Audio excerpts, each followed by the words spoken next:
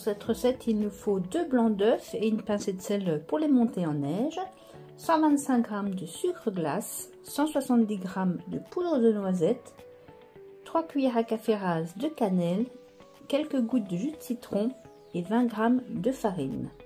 Et après, pour le glaçage, il nous faudra un blanc d'œuf à nouveau et 125 g de sucre glace. Je vais monter mes blancs d'œufs avec une pincée de sel en neige, et au fur et à mesure que les blancs vont prendre, je rajouterai au début le sucre, la cannelle et quelques gouttes de jus de citron tout en fouettant. Alors je coupe le son parce que ça va faire du bruit.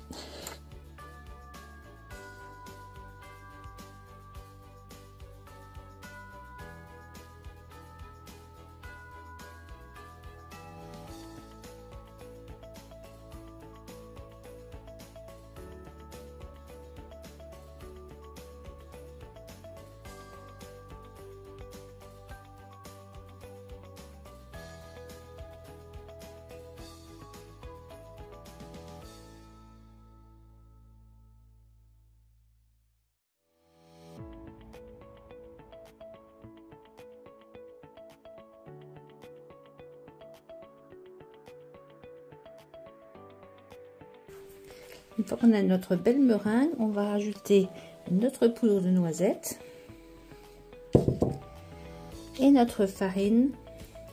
Et avec d'une spatule ou d'une maryse, on va soulever les blancs d'œufs pour pas les casser et les mélanger avec notre meringue, avec notre poudre de noisette, pardon.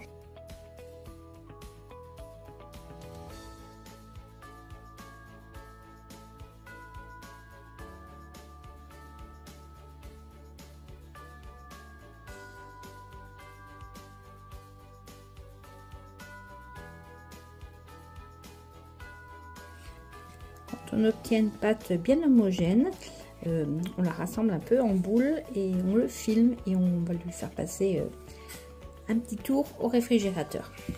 Voici la partie la plus difficile de ce gâteau parce que c'est une pâte très molle et très collante.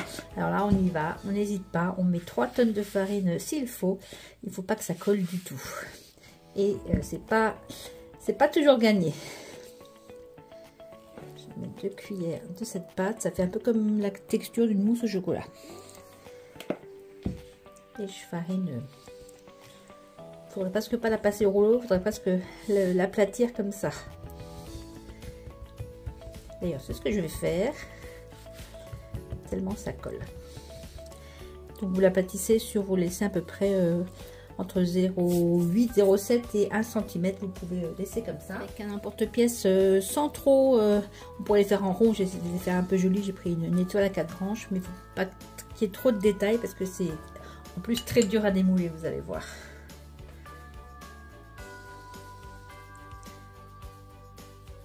Celui-là, ça va.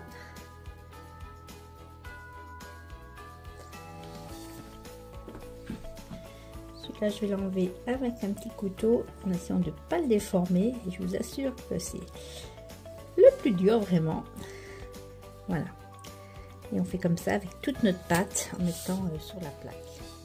J'ai mis mon four à préchauffer à 200 degrés. Et pendant ce temps que ça chauffe, je vais préparer mon glaçage. Pour ça, comme j'ai divisé ma recette en deux par rapport au livre, je prends un demi blanc d'œuf que je vais monter en neige et ensuite je rajouterai 125 g de sucre glace.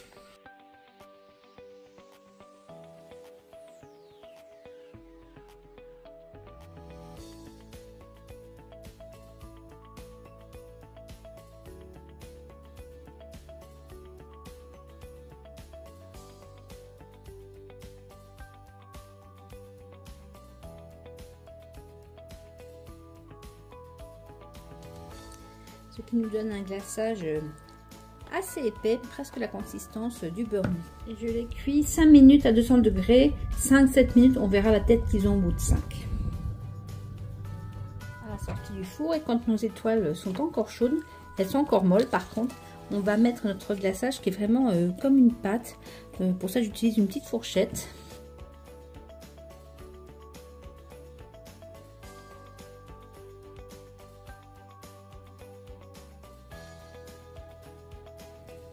et du coup il va sécher assez vite. Donc au fur et à mesure, je remets des petites paillettes, cette fois-ci des couleurs, j'aime beaucoup, couleurs comme ça un peu, si j'arrive à faire le point, je vous montre, un peu comme ça, comme de la neige scintillante. On va les laisser refroidir puis sécher toute une nuit avant de pouvoir les ranger dans une boîte en fer dans un endroit frais. Les étoiles à la noisette et à la cannelle, c'est tiré de ce livre là, Red Alert Forever. Je vous mettrai en barre d'infos les coordonnées. Alors on les trouve dans le commerce si par chez nous, dans les grandes boîtes de pain d'épices, ils font sous une autre forme ces fameuses étoiles. Allez, on en goûte une. Alors pour ceux qui aiment la cannelle, vraiment c'est un délice. Ils sont croustillants. Pour l'instant, en se rassissant, ils vont devenir moins croustillants. Croustillants à l'extérieur et très tendres à l'intérieur, avec vraiment un bon goût de cannelle. Je l'ai accompagné ce soir, vous allez me dire, ça y est, elle a de nouveau fait une mixture. Alors c'est le fameux lait de poule eggnog en anglais ou en américain.